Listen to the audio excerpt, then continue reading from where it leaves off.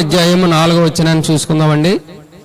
ఎల్లప్పుడూ ప్రభువునందు ఆనందించుడి, మరలా చెప్పేదను ఆనందించుడి.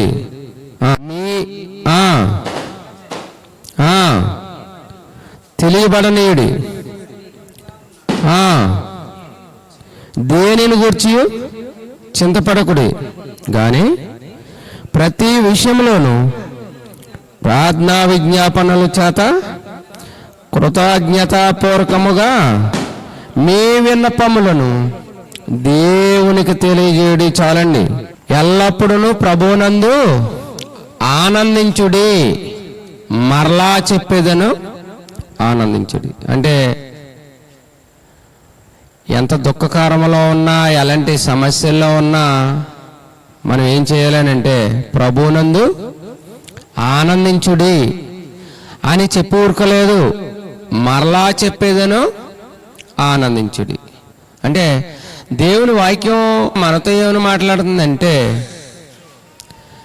మీరు ఏ విషయంలోనూ మీరు చింతపడవద్దు, ప్రభువునందు ఆనందించుడి, మరలా చెప్పేదను ఆనందించుడి. అంటే దేవుని వాక్యం ఎంత స్పష్టంగా మాట్లాడుతుందంటే, ప్రతి విషయంలోనూ మనం చేసేది ఏంటంటే చింత, ఏవో సమస్యలు, ఏవో బాధలు. అయితే దేవుని వాక్యం మనతో ఏమని మాట్లాడుతుందంటే, ప్రభువునందు ఆనందించుడి, మరలా చెప్పేదను ఆనందించుడి. అది మంచి అయినా చెడ్డ అయినా, మన కుటుంబంలో ఎలాగ ఉన్నా కానీ ప్రభువునందు మనం ఏమవ్వాలి? ఆనందించాలి. ఆనందించి ఏం చేయాలంట? కింద ఏం చెప్తున్నాడంటే, మీ సహనమును సకల జనులకు తెలియబడనీయుడి. అంటే దేవుని వాక్యంలో నుండి మనం నేర్చుకోవాల్సిన విషయం ఏంటంటే, ప్రభువునందు ఆనందించుడి, మరలా చెప్పేదను ఆనందించుడి. కొంతమందికి ఆనందమే ఉండదండి. ఎప్పుడు బాధలు, సాధలు, కష్టాలు ఇవే తలంచుకుంటూ ఎప్పుడు చీకు చింతతోనే ఉంటారు, కానీ ప్రభువునందు ఆనందించరు. అంటే దేవుని వాక్యంలో మనం చూసినప్పుడు ఒక భక్తుడు ఏమంటాడంటే, శాలలో పశువులు ఉన్నా లేకపోయినా, ద్రాక్ష పండ్లు కాయకపోయినా, పొలంలో పంట పండకపోయినా, నేను యెహోవానే స్తుతిస్తాను, యెహోవా యందు ఆనందిస్తాను. అంటే మనకి నష్టమైనా ఏమైనా మనం ప్రభువునందు ఆనందించాలా, ఆనందంతో దేవుని సన్నిధిలో గడపాలా. సేమ్ టైం మన సహనమును ఎదుటివారికి తెలియజేయాలి. సహనము. మీకు ఒక మాట చెప్తాను. ట్రైన్ ఎక్కారంటే కస్టమర్స్ ట్రైన్ ఎక్కుతారు కదా, ట్రైన్ ఎక్కితే ట్రైన్లోని ఒక వ్యక్తి కూర్చున్నాడంట. కూర్చుంటే మరి వాళ్ళకి ఏమైనా గొడవ జరిగిందో ఏటో తెలియదు, కానీ ముందు కూర్చున్న వారిని ఎవరన్నా లేపుతారండి? పోనీ లేపొచ్చు, ఎలాగా కొత్త నడుము నొప్పానో లేకపోతే ఏదో పెద్దవాళ్ళు వచ్చారు కొత్త స్థలం ఉండని ఏదో కూర్చోవచ్చు. దౌర్జన్యంగా లేకండి లేకండి అంటే లేచిపోయాడంటే ఒక వ్యక్తి. లెగిసిపోతే ఆ కూర్చున్న వ్యక్తి అంటున్నాడంటే, లెగిసిపోమంటే లెగిసిపోయారు, నేను ఇవ్వను అని అనొచ్చు కదా, ఏదోటి అనొచ్చు కదా అని అంటే, పూర్వకాలం మనిషిని అయితే ఇంతకీ అతనికి గడ్డ ఉందంట పొడవుగా లేగమన్న వ్యక్తికి. పూర్వకాలం వ్యక్తిని అయితే ఆ గడ్డం పట్టుకుని లాగి దేనికో దానికి గుర్తిచ్చుదును, నేను ప్రభువుని నమ్ముకున్నానండి, నా సహనము ఎదటి వాళ్ళకి తెలియాలని నేను కూర్చుండని ఊరుకున్నాను, నా ముఖం మీద ఉమ్మేసినా కానీ నేనేమో అనుకోనండి అన్నాడంట. అంటే సహనం అంటే ఆ విధంగా ఉండాలి. ప్రతి మనిషిలోని కూడా గత కాలం ఇద్దరు ఉంటారని చెప్పాను. ఎవరు? ఆత్మారావు గారు, అంతరంగరావు గారు. ఆత్మారావు గారు బయటికి వెళ్ళారంటే, అంతరంగరావు గారు లోపలికి వచ్చారంటే బట్టలు ఉతుకున్నట్టు ఉతికేయాలి మనిషిని అనుకుంటాం. అంటే కోపం,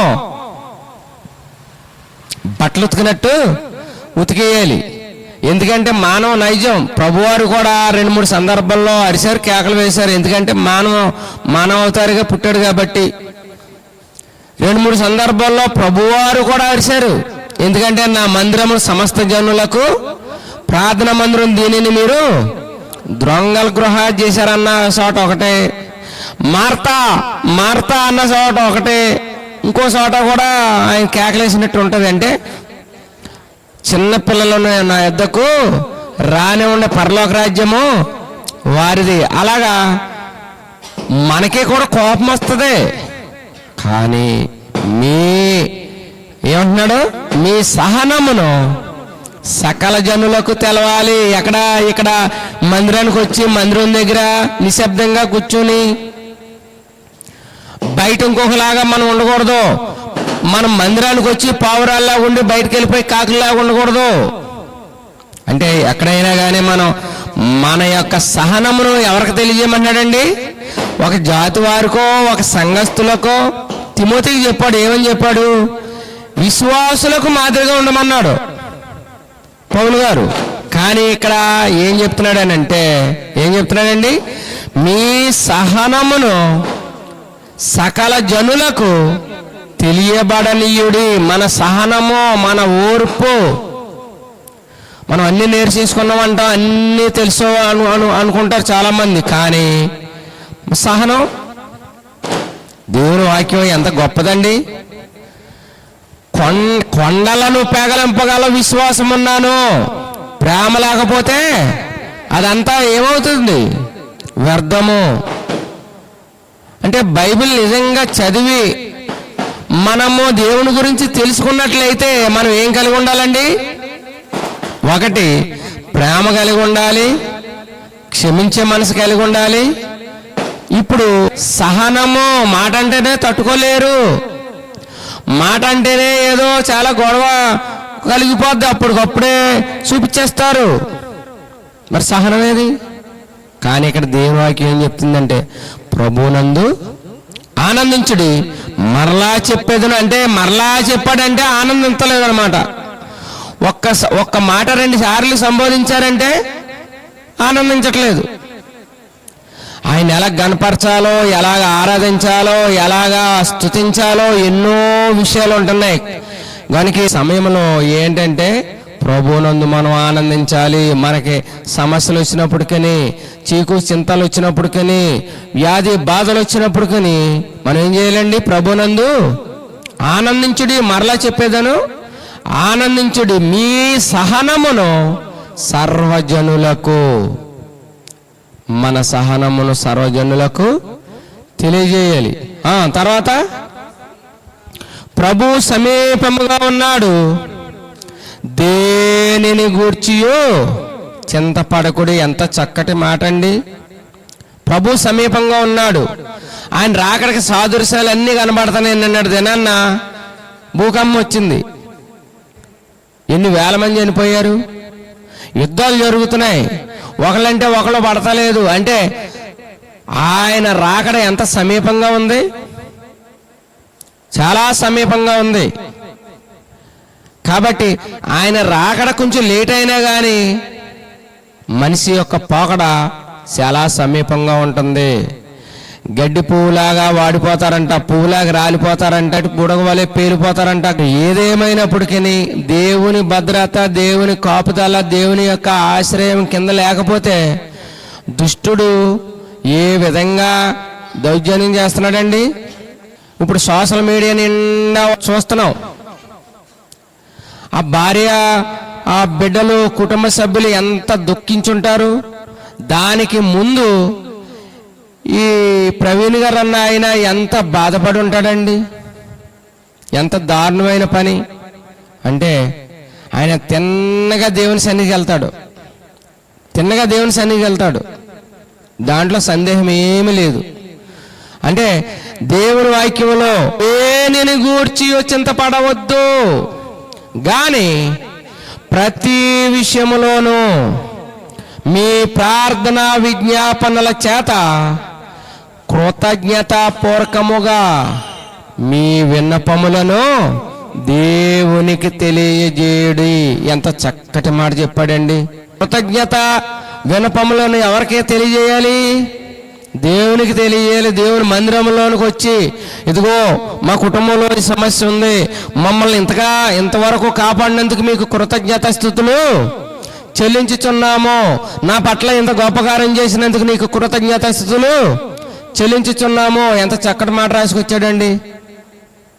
కాబట్టి ఈ సమయంలో మన కృతజ్ఞత వినపములను ఎవరికి తెలియజేయాలి? దేవునికి తెలియజేసుకోవాలి. దేవుడు చేసిన మేలులు, దేవుడు చేసినటువంటి పనులు, ఎన్ని మేలు చేస్తున్నాడు అని పట్ల ఇంకా ఏం చేయాలో చెప్తున్నాను చూడండి. 1 కొరింథీయులకు రాసిన పత్రిక 10వ అధ్యాయము 33వ వచనం చదవండి. ఇలాగ నేను కూడా అనేకులు రక్షించబడవలెనని వారి ప్రయోజనము కోరుచు అన్ని విషయములలోను అన్ని విషయాలలోనూ అందరినీ సంతోషపెట్టుచున్నాను. ఎంత చక్కటి మాట అండి. మనము ఒకడు నిజంగా ఒక ముఖ్యమంత్రి ఉన్నా కానీ 100కి 100 మందిని సంతోషపెట్టలేరు. ఒక కుటుంబంలో ఉన్న వాళ్ళందరూ అందరినీ సంతోషపెట్టలేరు. ఎందుకంటే ఏదో ఒక విభేదం. కానీ ఇక్కడ దేవుని వాక్యం ఎంత చక్కగా చెప్తుందండి. భక్తి విషయంలో మనం సంపూర్ణంగా ఉండాలి, రక్షణ విషయంలో మనం సంపూర్ణులుగా ఉండాలి, విశ్వాసం విషయంలో మనం సంపూర్ణులుగా ఉండాలి, పరిపూర్ణులుగా ఉండాలి. భక్తి విషయంలో పరిపూర్ణత, రక్షణ విషయంలో పరిపూర్ణత, ప్రార్థన విషయంలో పరిపూర్ణత మనం కలిగి ఉండాలండి. అర్థమవుతుందా? అంతేకాదు మీకు ఇంకొక అద్భుతమైన వాటి చూపిస్తాను చూడండి. చాలా కృతజ్ఞత స్తుతులు చెల్లించే చోట కృతజ్ఞత కొడుకుల దగ్గర చెప్తుంటాను ఈ మాట. చూడండి, తెస్సలోనికైయులకు రాసిన పత్రిక 5:15 చదవండి. ఎంత చక్కటి మాట రాశాడు. చేయకుండా చూచుకొనుడి, మీరు ఒకని ఎడల ఒకరు మనుషులందరి ఎడల ఎల్లప్పుడూ మేలైన దానిని అనుసరించుచు నడుచుకొనుడి. ఎల్లప్పుడూ సంతోషించమంటున్నాడా? ఎల్లప్పుడూ బాధపడతా కూర్చోమంటున్నాడా? ఎల్లప్పుడూ సంతోషించమంటున్నాడు. ఎడతెగక ప్రార్థన చేయవలెను, ప్రతి విషయమునందును మీ కృతజ్ఞతాస్తుతులు చెల్లించుడి. ప్రతి చక్కటి మాట అండి. అన్ని విషయాల్లో ఆనందించాలి, అన్ని విషయాల్లో దేవుని గణపరచాలి, అన్ని విషయాల్లో ఆయన మహింపరచాలి. ఆయన మర్చిపోకూడదు. ఒక్క సమయం కాదు ప్రార్థన చేయటం, ఒక సమయం కాదు ఆయన ఆరాధించటం, ఒక సమయం కాదు, ఎల్లప్పుడూ మనం ఏ పని చేసుకున్నప్పటికీ ఆయనకి కృతజ్ఞత స్తుతులు చెల్లించాలి. ఇంకొక మాట చెప్తున్నాను చూడండి, ఇంకో మాట చెప్పి నేను ముగిస్తాను. మత్తయి సువార్త 5:7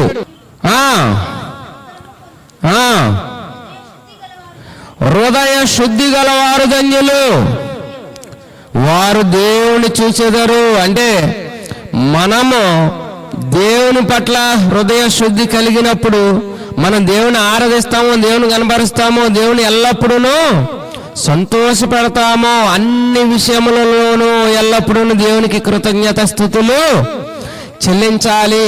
కృతజ్ఞత స్తుతులు చెల్లించాలంటే ఇక్కడ ఏం చెప్తుంది? కనికరము గలవారు ధన్యులు, వారు కనికరమును పొందుదురు. హృదయ శుద్ధి గలవారు ధన్యులు, దేవుణ్ణి చూచెదరు. సమాధానపరచువారు ధన్యులు, వారు దేవుని కుమారులు అనబడుదురు. ఎంత చక్కటి మాట చెప్తున్నాడండి.